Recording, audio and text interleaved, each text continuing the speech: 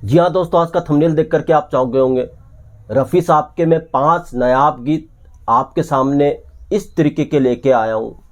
Real जिंदगी में सीधे साधे दिखने वाले रफ़ी साहब जब माइक के आगे आते थे गीत रिकॉर्ड करने, तो रफ़ी साहब सब भूल जाते थे कि वो क्या है।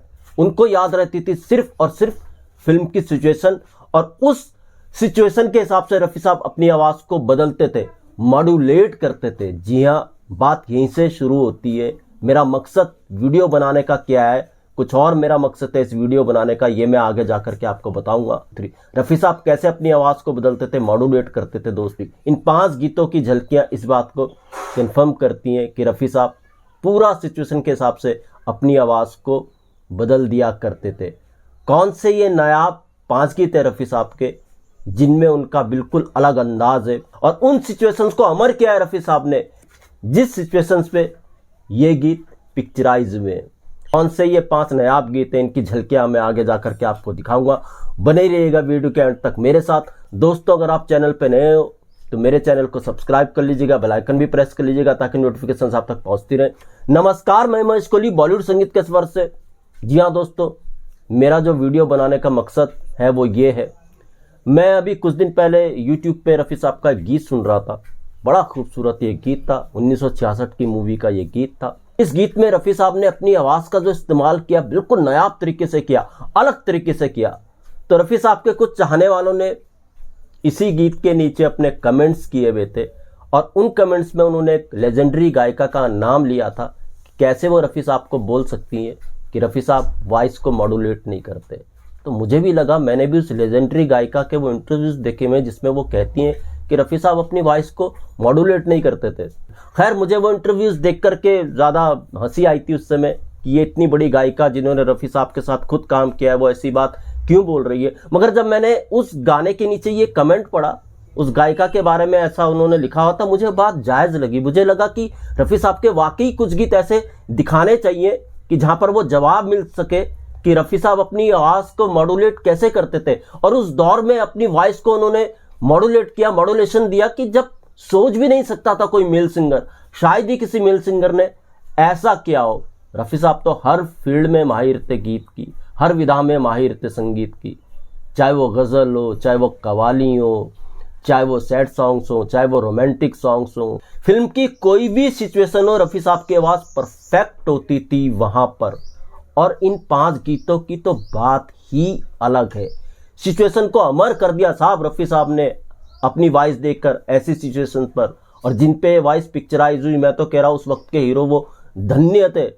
उनके एक्सप्रेशंस रफ़ी साहब की वजह से आ रहे हैं, ये भी आपको इन झलकियों में दिखेगा। मगर दोस्तों, मैं इन गीतों की झलकियां ही आपको दिखा पाऊंगा। ज़्यादा गीत अगर मैंने दिखाया तो कॉपीराइट क्लेम जैसी बात मेरे वीडियो पर हो जाएगी। मेरे वीडियो बनाने का जो मकसद है वो पूरा नहीं हो पाएगा। तो ऐसे 5 नायाब गीत जिनमें मैं कहूँगा एक कामुकता भरी हुई थी, और वैसी वॉइस पैदा करना उस सिचुएशन पे ये सिर्फ और सिर्फ रफ़ी साहब ही कर सकते थे। उस दौर में उन्होंने किया जब कोई मेल सिंगर ऐसा सोच भी नहीं सकता।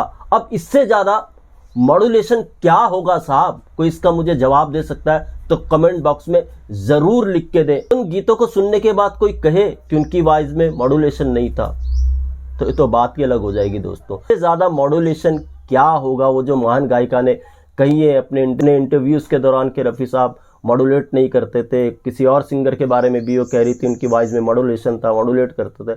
अरे भाई, कोई और मेल सिंगर के ऐसे गीत ला करके दिखा दो। चलो, उन 5 गीतों की मैं झलकियाँ दिखाता हूँ।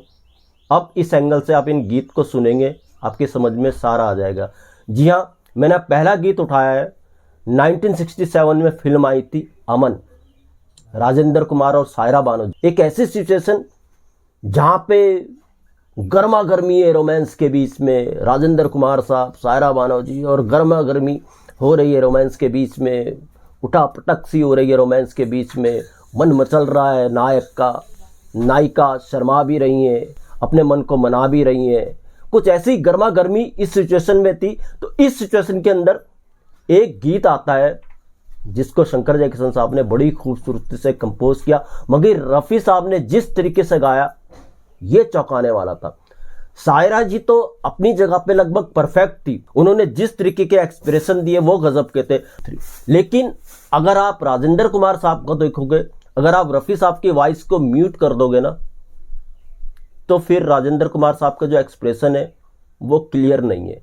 रफी साहब की वॉइस के कारण ही राजेंद्र कुमार साहब के एक्सप्रेशन बने हुए हैं सायरा जी के साथ। जी हाँ, इस गीत की हल्की सी झलकी देखिए और फिर पूरा का पूरा गीत ये आप YouTube पर देखिएगा। जी हाँ, गीत था आज की रात ये कैसी रात। अब इससे ज्यादा मॉड्यूलेशन क्या होगा दोस्तों, 1967 की ये बात है। उस समय ऐसी सिचुएशन पे रफी साहब ने अपनी आवाज दी है और अपनी वॉइस से सिचुएशन को रफी साहब ने फुलफिल कर दिया। बढ़ते हैं दूसरे गीत की तरफ। दूसरा गीत जॉय मुखर्जी की फिल्म का है, फिल्म थी लव इन टोक्यो, और गीत आप समझ गए होंगे, आजा रे आ जरा लहरा के आ जरा, तेरे भी दिल में आग लगी, आजा रे आ जरा। जी हाँ दोस्तों, अब इससे ज्यादा मॉड्यूलेशन क्या आपको मिलेगा। और इसी गीत के कमेंट्स में मैं नहीं कह रहा हूं, कई लोगों ने उस लेजेंडरी गायिका के लिए लिखा है कि कैसा ऐसे बोल सकती हैं कि रफी साहब की वॉइस में मॉड्यूलेशन नहीं था। जितने भी अंतरे थे, कमाल के अंतरे रफी साहब ने गाए, मेरे भी दिल में आग लगी, मतलब गजब के अंतरे रफी साहब ने इसमें गाए। मतलब कैसे प्रेमिका बहक रही है प्रेमी के प्यार में, रफी साहब ने उसी तरीके से प्रेमी के लिए वॉइस दी है कि प्रेमिका बहक रही है। आपको दिखेगा उस सिचुएशन पे जो आशा पारिक जी जिस तरीके से बहक रही है जॉय मुखर्जी की तरफ, ये सब रफी साहब की वॉइस जी का कमाल था। इस सिचुएशन को भी रफी साहब ने अमर कर दिया और रफी साहब की वॉइस जी वहां पर परफेक्ट बैठ रही है। अब इससे ज्यादा मॉड्यूलेशन आपको क्या मिलेगा भाई। अब इससे ज्यादा आवाज को कौन बदलेगा दोस्तों, किसी मेल सिंगर ने बदला है इस तरीके से अपनी आवाज को। बढ़ते हैं दोस्तों तीसरे गाने की झलक की तरफ। जी हाँ, तीसरा गीत था 1965 में एक फिल्म आई थी, छोटे बजट की फिल्म थी, फिरोज खान इसमें थे जब वो इतने बड़े एक्टर नहीं बने थे। फिल्म थी ऊंचे लोग और गाना था जाग दिले दीवाना रुत जागी वसले यार की। जाग दिले दीवाना। जी हाँ दोस्तों, अब इस गीत को आप सुनेंगे, रफी साहब ने बैलेंस रखा है अपनी वॉइस को, तक खुलने नहीं दिया है, उस तरीके से कंट्रोल में रख के इस तरीके से सुरों को पकड़ के गाया है कि फीलिंग ऐसी बन रही है कि वाकई जैसे मिलन की रुत है, बेकरार है नायक नायिका के लिए।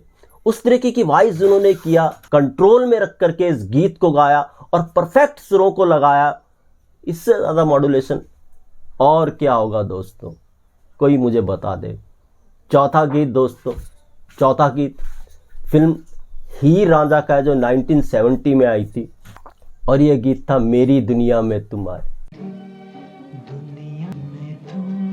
देखिए, अब हीर रांझा जैसी सिचुएशन पे इस तरीके की आवाज लाना वो भी कमाल की बात थी।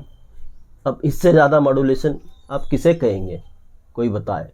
अब पांचवा गीत दोस्तों, पांचवा गीत तो कमाल ही का है, इसमें तो बिल्कुल ही अलग अंदाज है। जी हां, इस गीत को कंपोज किया था संगीतकार खयाम ने और इसको लिखा था कैफी आजमी साहब ने। ये गीत था फिल्म आखिरी खत का जो 1966 में आई थी।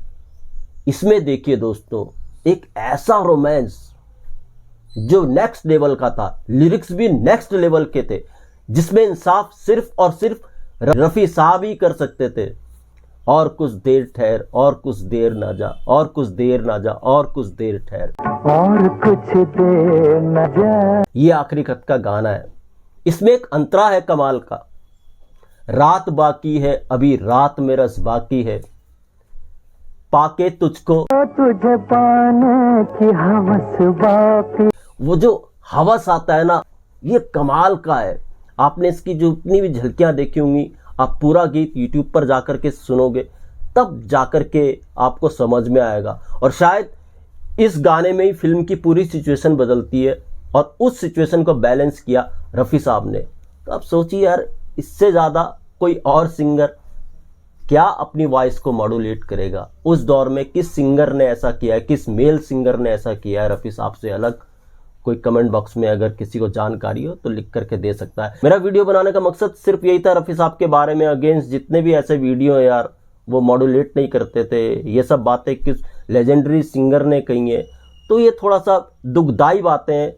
मेरा मकसद यही था कि मेरी जो समझ है, जितनी समझ है, और मुझे लगता है मेरी समझ नहीं है, मैक्सिमम जितने भी संगीत के अच्छे जानकार हैं वो भी इस बात को ज़रूर मानेंगे कि ये बात बिल्कुल गलत है कि रफ़ी साहब मॉड्यूलेट नहीं करते थे वॉइस को, मॉड्यूलेशन नहीं था उनकी वॉइस में।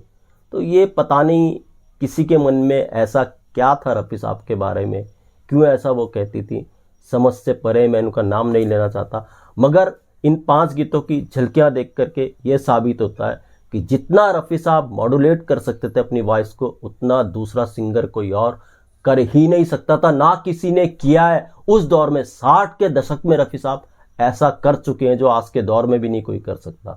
तो दोस्तों, ये था आज का वीडियो, और मेरा मकसद यही था वीडियो बनाने का, रफ़ी साहब के बारे में जो बातें कही जाती हैं कि वॉइस को मॉड्यूलेट नहीं करते थे, ऐसा नहीं करते थे, वैसा नहीं करते थे। तो मेरा मकसद यही था वीडियो को बनाने का, इसलिए 5 गीतों की झलकियां मैं आपके लिए लेकर के आया हूँ। पूरे गीत आप यूट्यूब पर जा करके सुन सकते हैं। तो दोस्तों, फिर मिलूंगा किसी और वीडियो में किसी और किस्से के साथ। तब तक महेश कोहली को दीजिएगा इजाजत। Goodbye, good luck and take care.